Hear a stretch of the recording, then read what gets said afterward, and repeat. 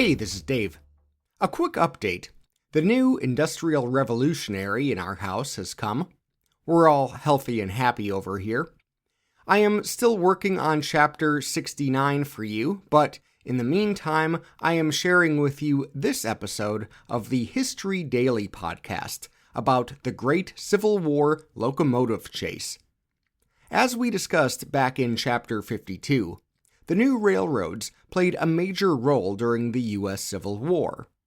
About a year into that war, a band of Union spies stole a train to sabotage the Western and Atlantic Railroad, a vital supply line at the heart of the Confederacy. I thought you would find this story interesting. I hope you enjoyed the episode. Please be sure to check out History Daily. Every weekday, host Lindsey Graham, also from the American Scandal and American History Tellers podcasts, takes you back in time to explore a momentous event that happened on this day in history. It covers a broad mix of history, including medicine, science, technology, religion, politics, sports, and more. And it's a more bite-sized podcast than the Industrial Revolutions. Each episode is about 20 minutes, making it suitable for your daily commute. And now, the Great Civil War Locomotive Chase.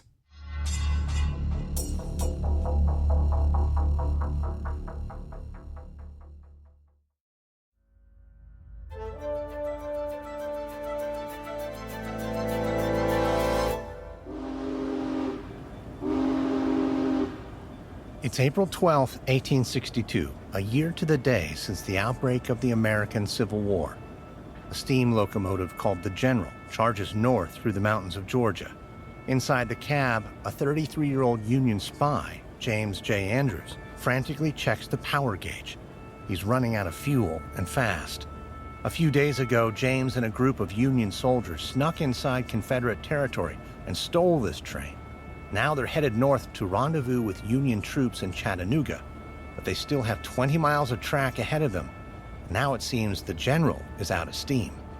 James listens as the engine produces a series of sputtering last gasps before finally it gives out completely, and the train comes to a stop. James is worried, in no small part due to the fact that there's another locomotive on their trail. The pursuing train is loaded with heavily armed Confederate soldiers. James's men have done their best to damage the track as they go, hopefully slowing their pursuers' progress. But there's no way of knowing how effective their sabotage has been. Now James must decide whether to stay and try to refuel or finish the journey on foot. But as he ponders his next move, James hears a distant whistle. When he sticks his head out of the window to look down the track behind him, he sees the Confederate train burst from the mouth of a dark tunnel, firing on all cylinders. James knows he and his men are out of options. Their only hope of avoiding capture is to abandon the General and scatter into the surrounding woods. When James J. Andrews orders his men to flee into the woods from the train they captured, he brought to an end one of the most remarkable events of the Civil War, an 87-mile high-speed rail chase through the mountains of northern Georgia. Some of the Union spies will be captured and executed. But the survivors will become the stuff of legends, and their exploits will go on to inspire books, television shows, and even Hollywood movies, a lasting cultural legacy of the Great Locomotive Chase of April 12, 1862.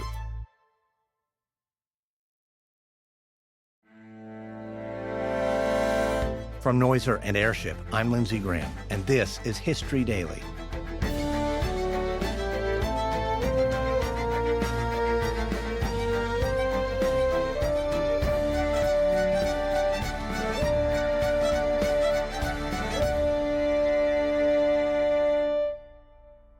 History is made every day. On this podcast, every day, we tell the true stories of the people and events that shaped our world. Today is April 12, 1862, the Great Civil War Locomotive Chase. It's April 1862 in southern Tennessee, a few days before the now famous train chase. Inside his command tent, Major General Ormsby Mitchell of the Union Army scratches his chin as he studies a map of the surrounding region. The slight, wire-haired general is puzzling over a logistical problem one that is beginning to seem intractable. For the past few weeks, Mitchell and his division have been advancing south from Nashville toward the town of Chattanooga. Chattanooga sits on the Western and Atlantic Railroad line, a vital artery that links Tennessee with Georgia and keeps Confederate forces in constant supply of provisions and reinforcements. By capturing Chattanooga, Mitchell would be cutting off a critical Confederate supply line and perhaps bringing the war to an end. But while the railroad is still operational, taking Chattanooga seems like an impossible task. The steady influx of Confederate reserve troops makes any approach by a Union army feel like a suicide mission. Mitchell knows that to take Chattanooga, they first need to destroy the railroad. But with hundreds of miles of enemy territory surrounding the track on all sides, this task feels impossible too. Mitchell is wrenched from his deliberations by a tentative knock on the frame of his tent. Looking up, he discovers a bearded young man in civilian clothing. He introduces himself as James J. Andrews, an espionage agent for the Union Army. James says he believes he has a solution to General Mitchell's problem regarding the Western and Atlantic Railroad.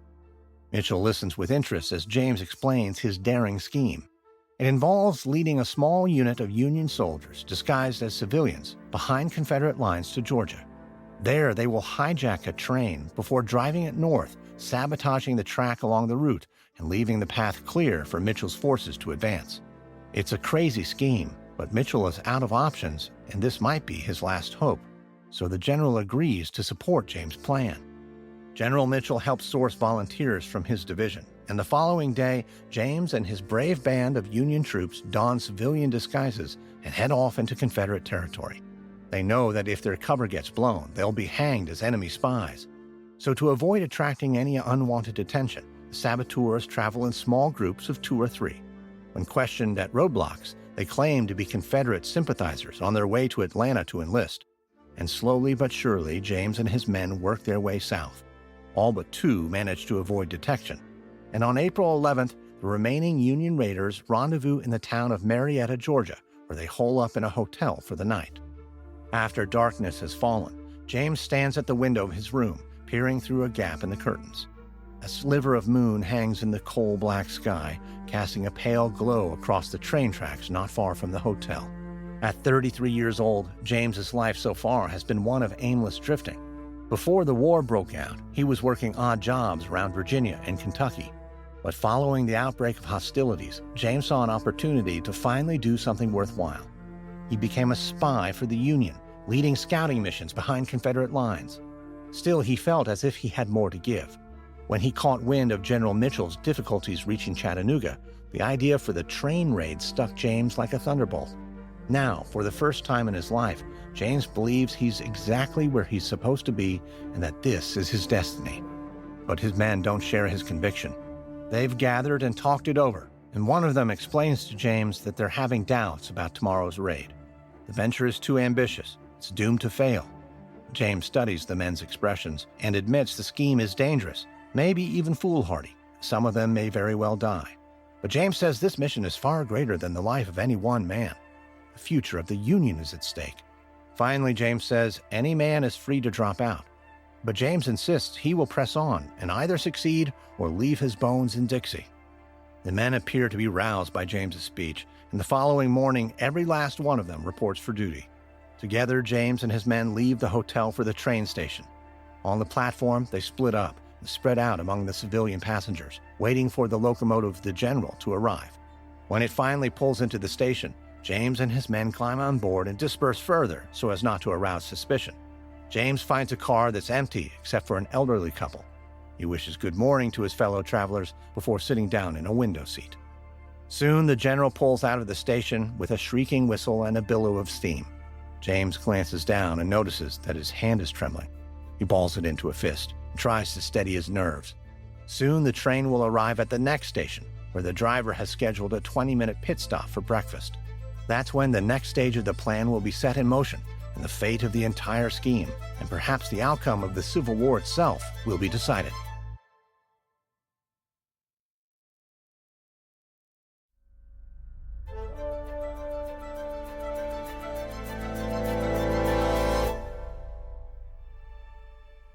It's almost 6 in the morning on April 12, 1862 in northern Georgia.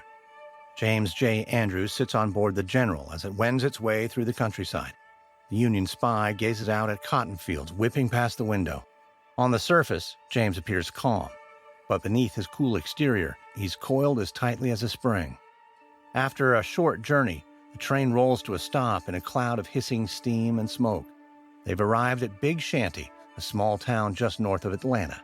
The conductor has scheduled his 20-minute pit stop here, an opportunity for the passengers and crew to disembark and eat some breakfast at a nearby hotel before continuing their journey north.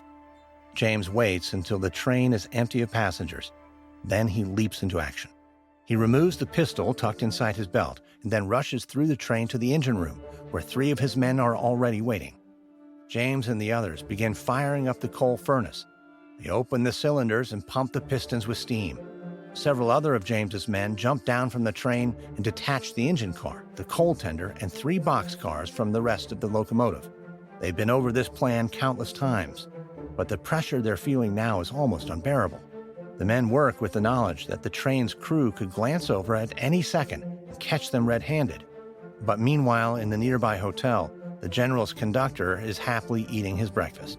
25-year-old William Fuller is a devout rebel who is proud to work for the Western and Atlantic Railroad, one of the vital suppliers for the Confederate Army. So William chews a biscuit, content in the knowledge that he's doing his part to achieve a victory for the South. But as he reaches for his coffee, William glances up absent-mindedly at the train tracks through the window, and something unusual catches his eye. Several figures are moving around in the shadows between the boxcars. William watches as these figures duck beneath the train and vanish from view. The young conductor jumps to his feet and cries out with alarm. Somebody is hijacking his locomotive. William bolts from the hotel, followed swiftly by his engineer and another crew member. The 3 members chase after the General on foot, but it's no use. The locomotive leaves the station, picks up speed, and pulls away until it's just a speck in the distance. But William and his colleagues don't give up. They continue chasing the train on foot until they come across a handcar. William climbs on board and begins furiously working the crank. As they slowly make their way along the track, they pass severed telegraph wires and stretches of gnarled, twisted rail. Seeing this, William suspects that the train thieves are Northern soldiers attempting to disable the railroad, likely ahead of a Union Army advance. But whatever these men are up to, William is determined to thwart them.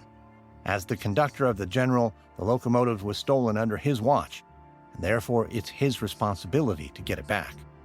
But his arms are growing weary. Sweat drips from every pore, and he knows he'll never catch them in a slow-moving handcar.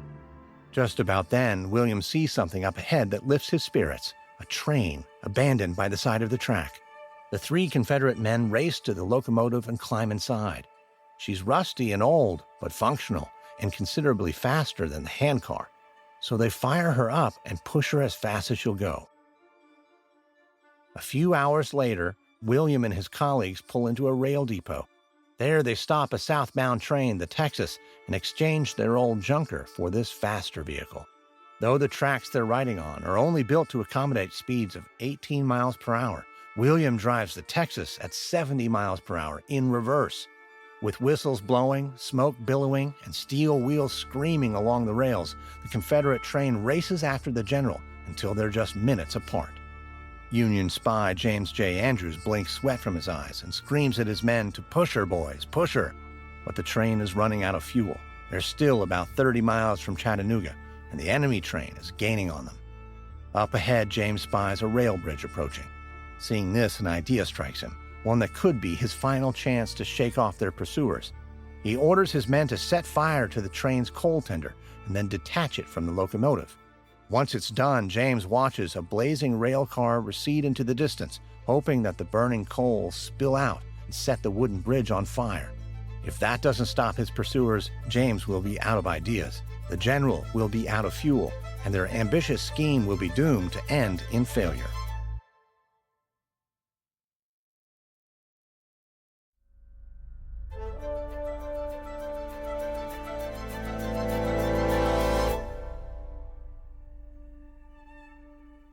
It's the afternoon of April 12, 1862, in the woods of northern Georgia. James J. Andrews scampers through the dense forest, the thorny branches whipping his face and tearing at his clothes. Close behind him, he can hear the footsteps and raised voices of his rebel pursuers as they run through the woods after him and his fellow Union raiders. But James finds himself slowing down, wincing with discomfort. He must have sprained his ankle leaping from the train. And now that the adrenaline is wearing off, the pain is becoming intense. Shortly after James's attempt to burn the bridge, his train ran out of fuel. The general passed through a tunnel and rolled to a stop. Moments later, the pursuing rebel train burst through the mouth of the same tunnel, and James realized that his last-ditch effort to stall the Confederates had failed. Left with no other choice, he ordered his men to jump from the train and scatter on foot. Now, alone in the woods, James hopes that his men avoid capture and somehow make it back to Union territory unscathed. But he's finding it hard to run on his sprained ankle. Thinking fast, James climbs a tree and hides among the leaves. Moments later, a group of Confederate soldiers pass by. One of them, a young, dark-haired man with a patchy beard, is wearing the uniform of a train conductor. James holds his breath and waits until this search party is well out of earshot before climbing down the tree and setting off in the opposite direction. At the first opportunity, he turns north. But James never reaches Union territory. Within days, he, along with the rest of the Union raiders, are rounded up and transported back to Atlanta. After it's determined that James is the ringleader of the scheme, he is convicted of sabotage and sentenced to death. On June 7, 1862, James and 7 of the more senior raiders are hanged as Union spies. The remaining men, mostly younger recruits, are locked up in a Confederate prisoner of war camp, where they're expected to languish for the remainder of the conflict. But shortly after their incarceration, the Union men manage to escape from the POW camp. 8 of them make it to Union territory, while the rest are caught once again and brutally punished. Later in the war, these recaptured Union soldiers are released as part of a prisoner exchange. But their story is so remarkable that the U.S. Secretary of War, Edwin M. Stanton, feels moved to honor their service with a brand new award, one recently approved by Congress. Stanton is especially touched by one particular prisoner who was tortured during his time in captivity. So in March of 1863, Secretary Stanton makes this soldier the first ever recipient of the Medal of Honor. Shortly after, most of the remaining raiders are also presented with the same distinction. The attempted theft of the general will go down in history as one of the most remarkable events of the Civil War. Today, at the Chattanooga National Cemetery in Tennessee, a bronze statue of the steam locomotive The General stands as a memorial to the thrilling 87-mile journey and to the brave men who dared to attempt the great locomotive chase of April 12, 1862.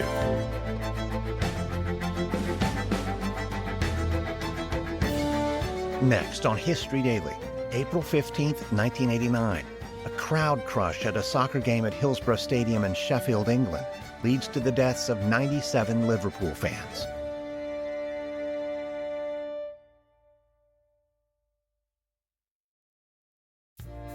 From Noiser and Airship, this is History Daily, hosted, edited, and executive produced by me, Lindsey Graham. Audio editing by Mohammed Shazid. Sound design by Molly Bach. Music by Lindsey Graham. This episode is written and researched by Joe Viner. Executive producers are Stephen Walters for Airship and Pascal Hughes for Noiser.